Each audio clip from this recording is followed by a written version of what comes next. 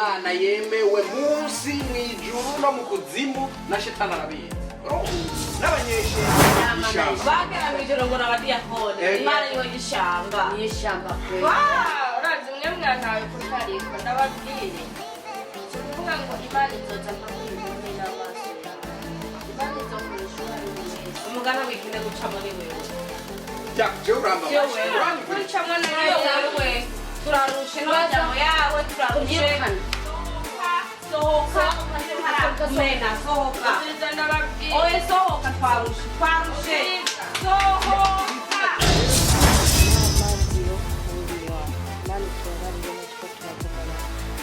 n'amazi yo kunywa turapfukame ngasenga imana nkasenga imana yo mwijuru umuntu azonje imbere akanje imbere azohanwa niyo mwijuru yego kwera mina nivyo navyumvise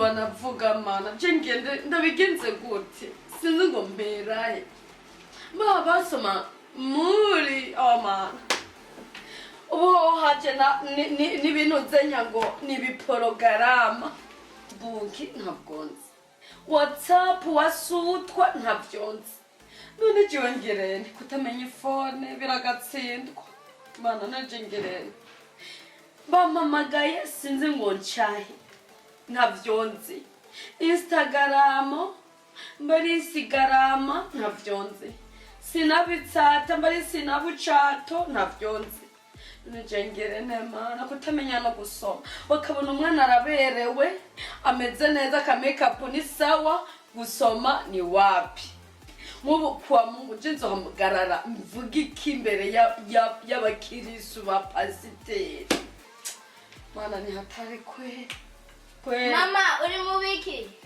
wamenye gusoma Jeo vyananiye mwana jesinzi abana wiki gihe jesinzi okunyigisha gusoma navyo nzisha kubanza unyigisha onye nifone navyonze okay mafone yawe ndakwigisha reka rero gutwenga mwana unyigishe byi mugabo ntuzusarishe urabona Instagram vuga Instagram oya vuga Insta no Instagram no Instagram okay urabona washa kugenda kuri App Store ka downloadinga ndabonye ko wayi download uragenda ngaha okay urabona ushaka kumenya Bible neza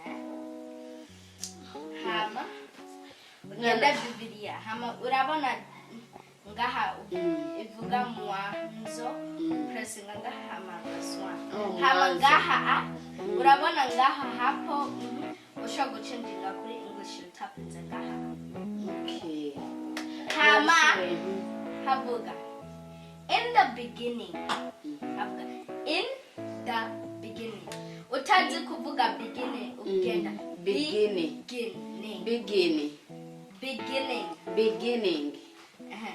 God created the heavens and the earth. The heavens and the earth. No, the heavens and the earth.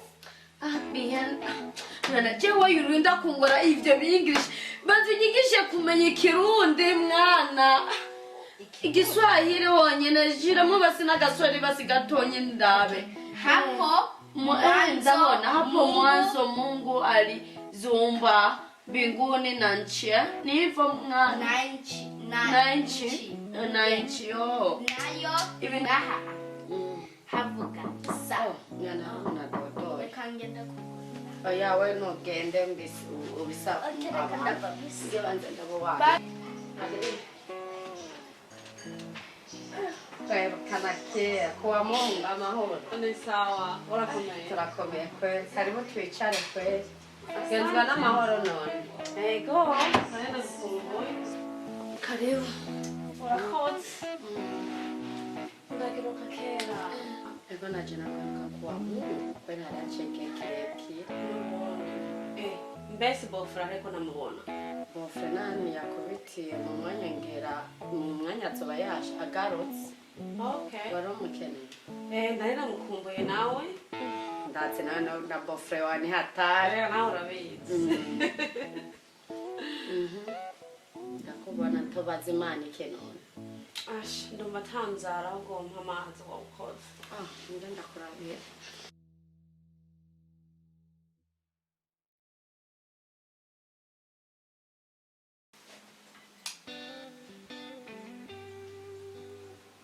Nari nyotewe. aranyotewe cyane Urakoze. biri gute none Asha ni sawa kwe. Ndabona uberewe. none urabizi ubu ari Muka pasiteri. ndaberewe nyene Hey. ntacyo vyombi kangahe Nona gishasha. gishasha cobura kamene Asha mbwira nanjye nakabicara neza nebe. urazi rero urabona ko ubuzima bw'iki gihugu ko twoshoboye none ubona bijya tuko turakora ubona ari ivyo kwera bibereye Cyangwa nari mbyijana kwijya. birabereye Ntawe uhaturesha. rero pasiteri akarara kono nyene uraba kuri Gupanga abakristo aze arabasabijana nyene ku kintuze nyakumperezwa hama no kukigira cuma araba ayazake kugira turabuzima ko kubandanya N'ubundi karere ibyo pasiteri yakoze. nivyo N'ibyijana kwijya. Ndabasapoti. Ashijana kwijya. turabaga abantu nibabimenye tuzatukoma Ntugire ingorane y'abantu ari nk'ibazokora. ubwo we turi kumwe ndazi bazobishobora Urazi ko ari ibyo byanje. ngabo abantu ukeneye kubika ntavuga Oya n'ubundi. Nawe ushaka ndakuhereza imitwe. none nitwe n'akamenya wacu Urabona rero ko wamenya bavuze ko uravuga ijambo ry'Imana. nzovuga ijambo ry'Imana mu karere gusoma navyonse Uravuga ibiri mu mutwe. ama ibiri biri mu mutwe none nzomenya ndabivuga Aho uzobimenya biroza. bizoza Rero uhereje kuvuga ijambo ry'Imana, hama waca uvuga yuko hari umuntu afise icyo avuga. Hama nanje ndoca nza ndakire mikoro, mpaguruke, hama ndababwire abo mu rusengero ukuntu nyene ibintu bimeze. Urabona ko dupanze harya kandi babacaginga amafaranga menshi kwa ivyo kwera kugira murihe umwe ndoca niyo ndababwira ukuntu boza baratanga amafaranga menshi kugira tugure parasera twubake urusengero kandi wabishoboye nyina icyo nicyo ndagukundira uranakubwira abo mufuka icyo none bimaze nuko urampaye imitwe kweri n'ivyo hama nyine ndababwira base dutangure kira muntu ijana y'imfashanyo ijana hama rero jewe ndo uwa mbere gutanga hama rero abandi babaca bakurikira mu nyuma tugire ingufu zose bikunde nigiki conanirana nta na kimwe urabona kwitwa ngo muraba pasiteri raba aho intebe muvise raba kano kazu kubera ko utavuga bino kuva mbere y'igihe ndibona n'ubuzima nanubona nico bituma uhari kugira udufashe reka nabwire mwene wacu keri nta mupasiteri n'umwe atari ngarya urabona je ntagishikana ndabibona kweri ntaje urigabona kugira ntagishikana uhaguruke uje gutanga ishikana nkabura kugira utange ishikana kubera nyene nshoboye mugare kwa kino kibazo ngiye gutanga amashikanwa menshi kubera amenye yuko mutazonyibagira ndakubwira n'ingorane nyene wacu ndakubwira twirirwa turiko turaja kurima aha ni mabavu yaraheve yaranyica kuraba n'ukuri mabavu yaraheve yaranyica kubera kurima n'ukuri duteye isoni n'ukuri twitwe ngo turi abakozi b'Imana nta n'akadogo ufise nta n'igare nta na kimwe n'abarangira ndabatwara ku ishuri n'amaguru ubuzima kweri nico bituma dukeneye kubuvamo urabona benshi birirwa baraja kubaka wayi natwe tutokora ivyo nivyo nyene kera gukora ntabyo gutinya Imana kandi birimo uriba ugasaba imbabazi Imana iriho kutubabarira mwene wacu bigiye gukunda uno mwaka bagiye kubabona muva hasi muduga hejuru urafite umushitsi mbere akagenda urabe baratwiciye reka nje kuraba karibu asante ndabona mwakoranya wavukana mwiza karibu urakomeye ndakomeye ko ndagiye kera murakomeye none ngaha turakomeye ndababona none mutwimye dukihana turi kudukuru nyene turicana mwene wacu baza hari abavukana nyene ko biba bikomeye ndabona nawe basha murasana mwene wanyu none tudasa nyene nawe ubyumva turabamahasa nyene sawa murakomeye wowe mbe abana barakomeye hari aho barakomeye baracari ku mashuri yabo ngaho ntibaraja muri holiday oya nibo barimereje we mama pastor singute ni sawa mbeko watugendereye na mike ni meza ni meza n'amahoro ibintu byose biri sawa namwe mwagerageje kuntera none nagishasha gutuzanira gishasha kiriho mbe pastor ko ndakoma niho yoba ari hari pastor se hari wari umukeneye naye ndamushaka vyari bikora umurondera nije naye ndamukeneye ndamufitiye message kandi rero iyo message bisaba ko ndayibabwira muri hamwe kubera yerekeye umuryango uwo mwanzi ukatubwira oya nivyo ko ndababwira kubera ni mpaka pastor bari ngaho mugubuze n'ivyerekeye umuryango none niwe mutwe w'umuryango ari ngaha bico bigenda neza yarasafiye none yarasafiye bica bigenda gute yarasafiriye nico gituma ukeneye kutubwira byiza nivyo nahawe n'Imana ntegeza kubivuga ari ngaha ndumva bitoroshe abakozi b'Imana ni hatari bakunda kwerekana ntacyo baba wamboneye nanje gusa naje ndondera pastor kubera ni message nahawe n'Imana yerekeye umuryango wiwe ntabwo neretswe cyangwa Imana ntabwo yampaye message yakira muntu umwe wese si hari rero ushaka kumbwira kubera nyene sinzi ngo azogaruka ariko risinje nganda kubeshe ni vyiza umbwire kugira ntashika neze ndamubwire ivyo wantumye yeje ntamubonye urumva sishobora kugenda ndamurindira kugera hazogarukira avuye muri holiday nta kibazo yego ndumva ko ari biri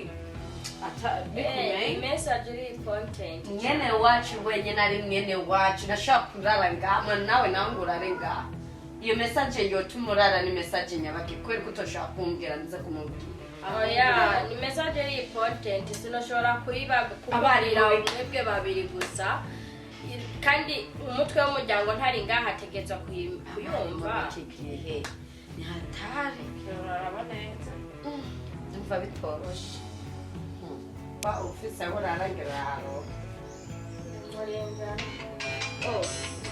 ibyo gatatu mpamagaye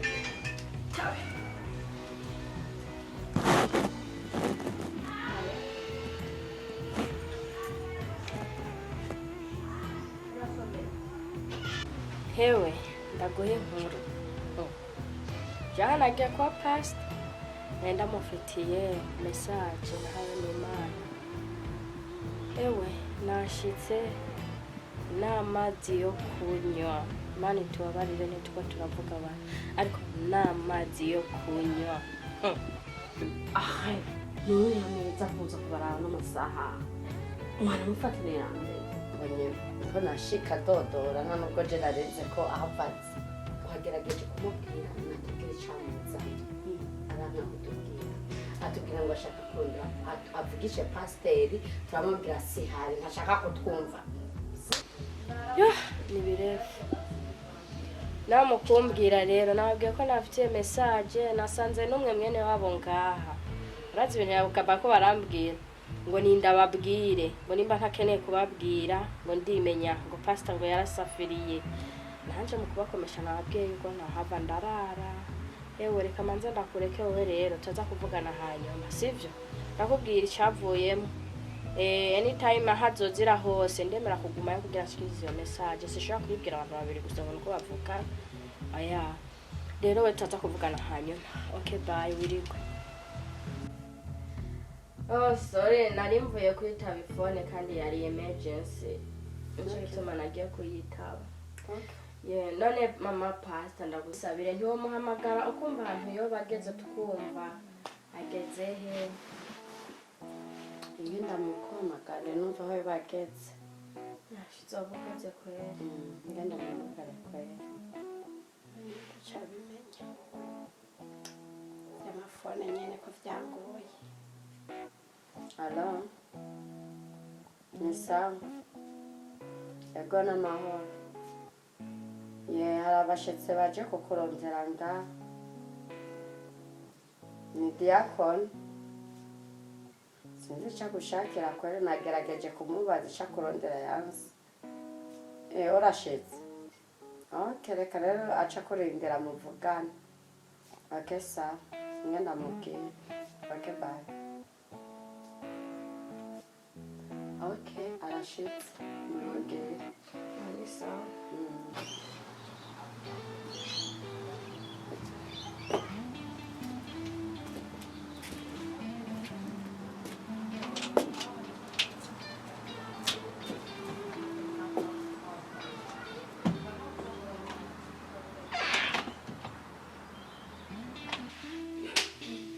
Mwiza.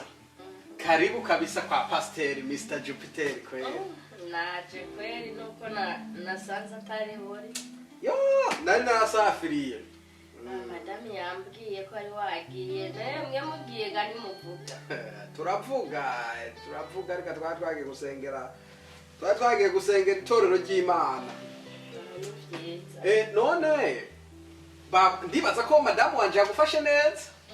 Ego, yafashe neza kwera. Mu rugo kwa Pastor urumva nawe ni number 1 hano. Nacu ushobora kubura wagenze kabisa. Oya. Yafashe neza. Byagenze neza. Numva ari sawa kabisa. Nafata umwanya wo kukurindira. Wagize neza vraiment. Bofre! Ni sawa nawe? Asha ni sawa. Ko tarababwiye wagiye. Kareka nawe uri kumwe na mutoya wawe, we ntaca kubwira vyose. Ntabwo yigera mbwira vyose. Oya, ntabwo ari vyose. Oya nashitse noneho turivuga. Ndanezerewe kuba ndababonye vraiment. Ndishimye. None diakoni mwiza. Ugenzwa n'amaki hano kwa Pastor kutazo hatemberera. Cengenzwa n'amahoro. Gusa ndishimye kubabona. Gusa nari ndagufitiye message. Message? Mama Pastor. Navuganye iyo message. Nagerageje kumubwiramo iyo message yansi. Oya sinashimye kubibabwira kubera atse ko ari we mutwe w'umuryango. Navuze ati reka ndindire Pastor. Bambwiye nshobore kubabwira ariko navuze ko ntushobora kubibabwira ntakubonye. Okay. Numva ari makubwa rero ari bitangaza. Pastor ashikira mu byiza gose. Duga kwijabo. Byiza. Rero ndafise message Imana yampaye. Imana yaguhaye? Yego. Kugira nze kukubwira. Ni byiza kabisa. Ayo majambo nawe se turasanga yanditswe muri Bibiliya. Ni n'amajambo y'Imana. Yego. Okay. Baba muri Yesaya igice cya 2. Bofre, we ntuzi gusoma Bibiliya? Ega akira Bibiliya nawe usoma. Oya, je Bibiliya iri mu phone. Ngwaya nguvuze ko ari muri inde? Yesaya wa mbere igice cya 3.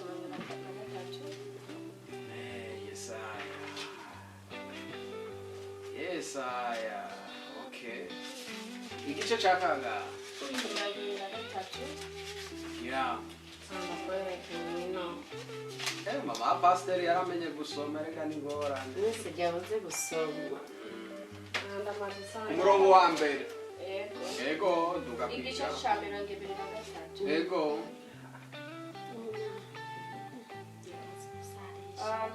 Haravuga uko abakuru bawe n'abagarariji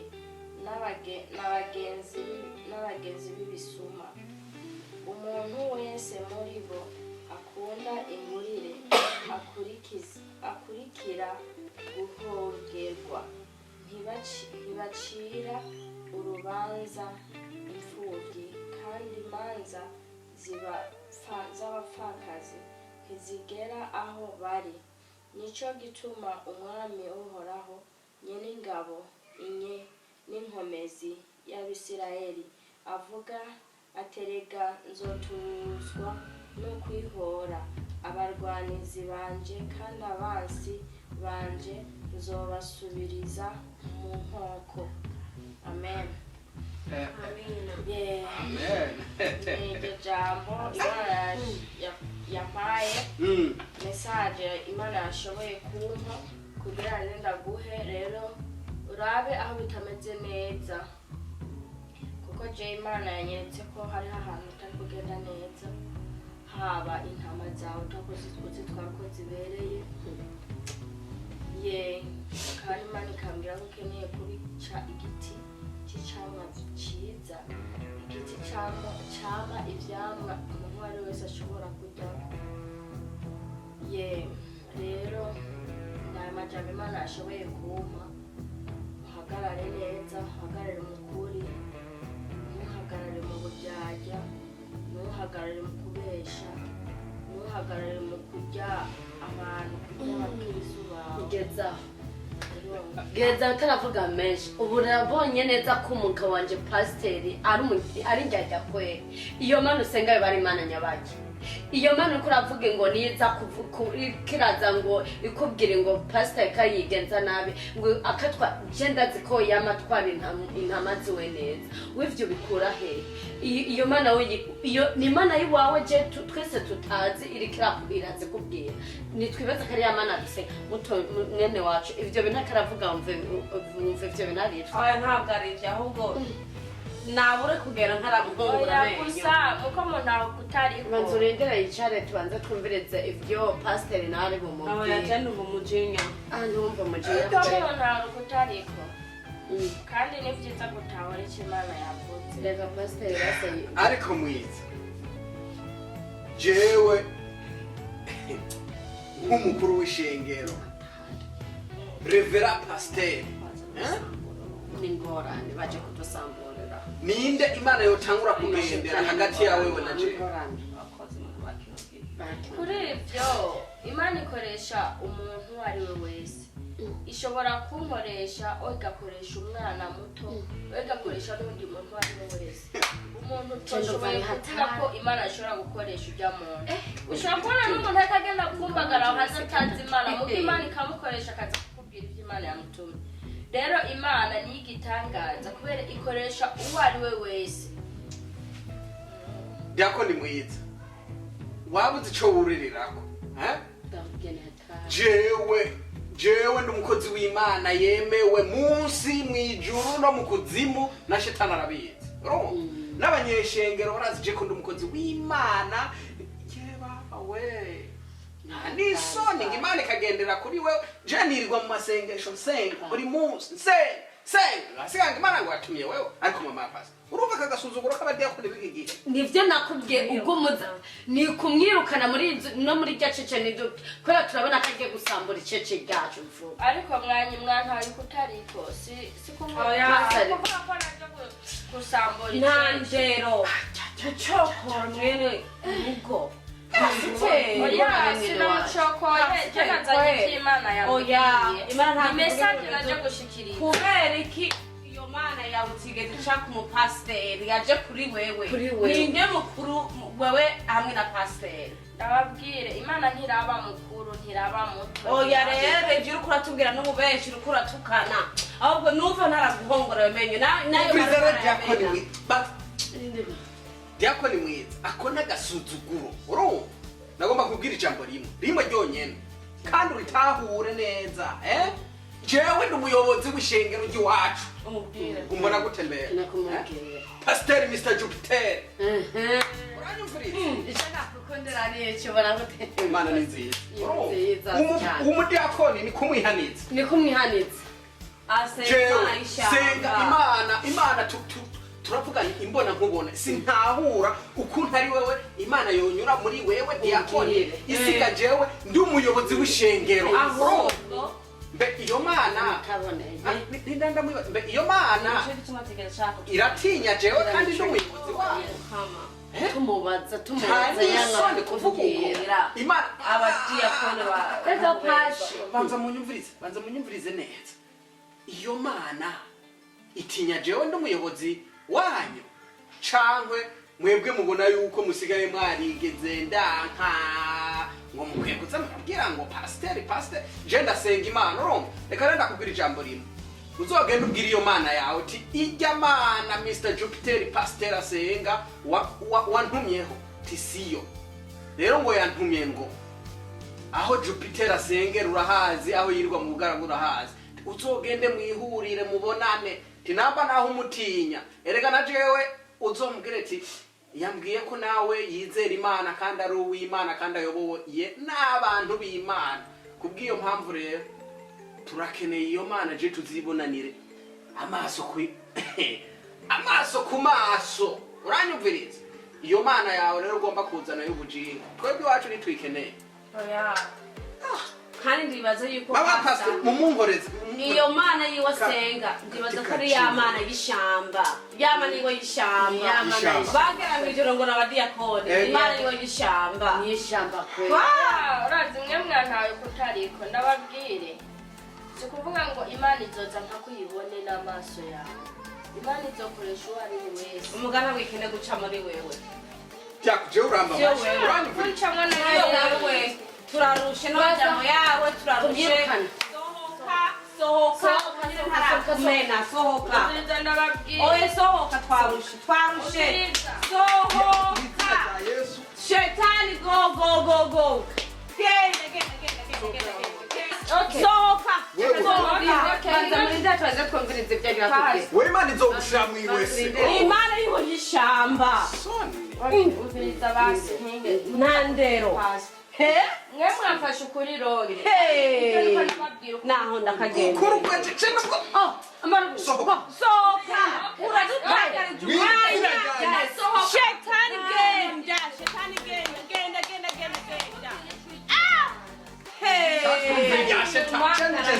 genda n'imana yawe y'ishamba ugenda amahoro genda amahoro n'imana yawe y'ishamba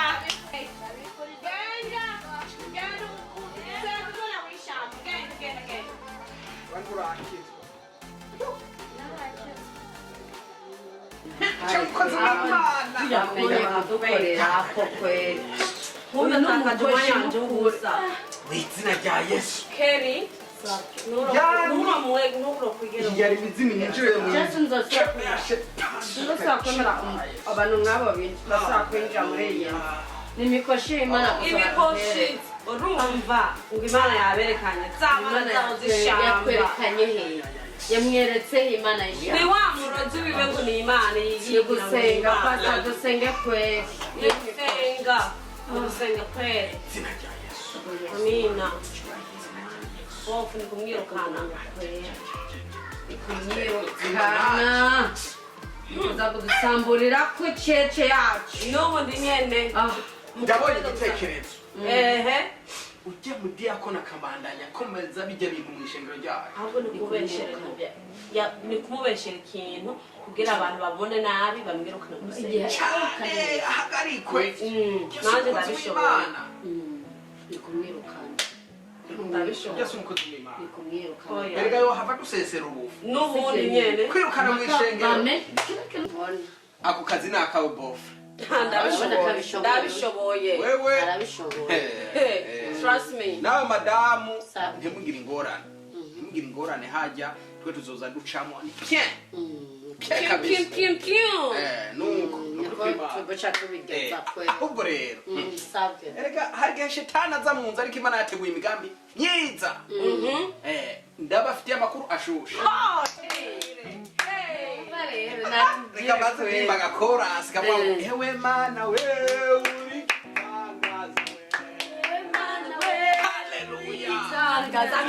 haleluya amina haleluya amina Bwana asifiwe amina amen umviriza rero urazi wa mukwire we asengera mu ishengero iwacu turamuze uramubona pataro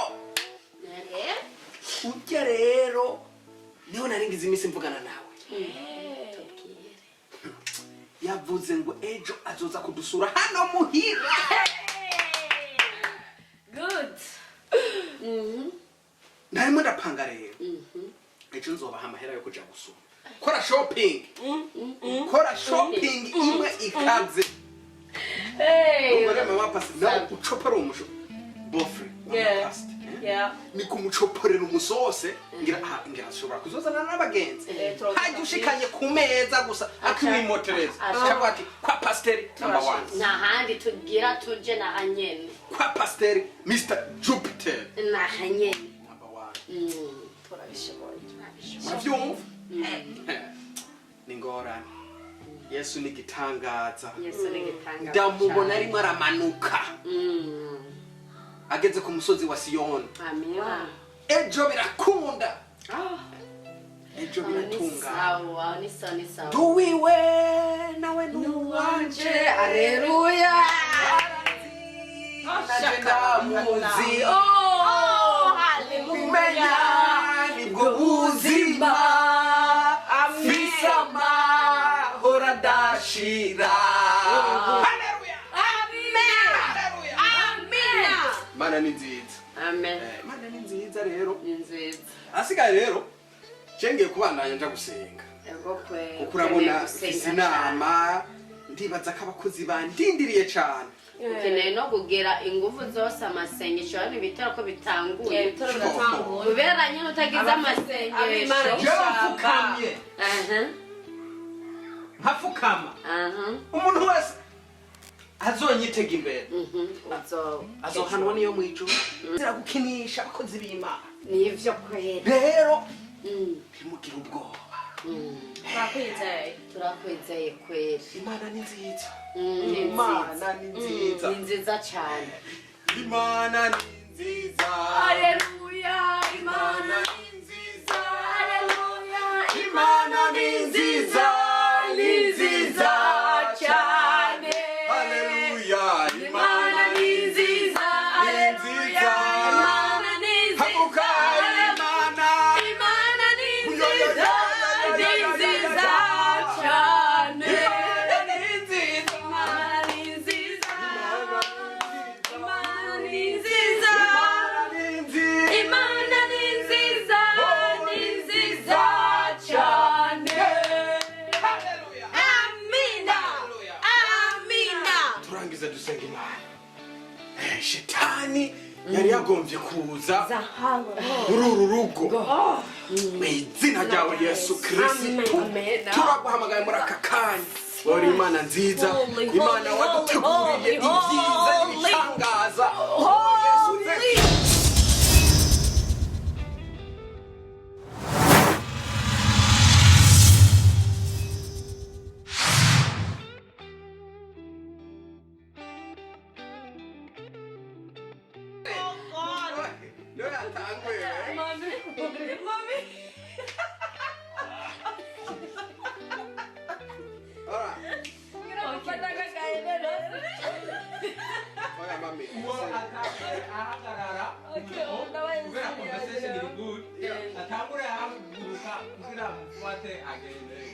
Yes, yeah, go upstairs, please. See, I'm coming. Nimusubire hejuru kandi mutera induru.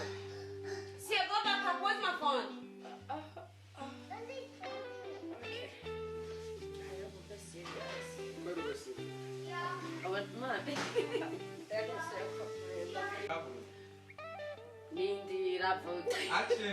Mommy, no more. Please, no, guys. Mommy, No more get twenga now and finish it. No more laughing. Mommy, no.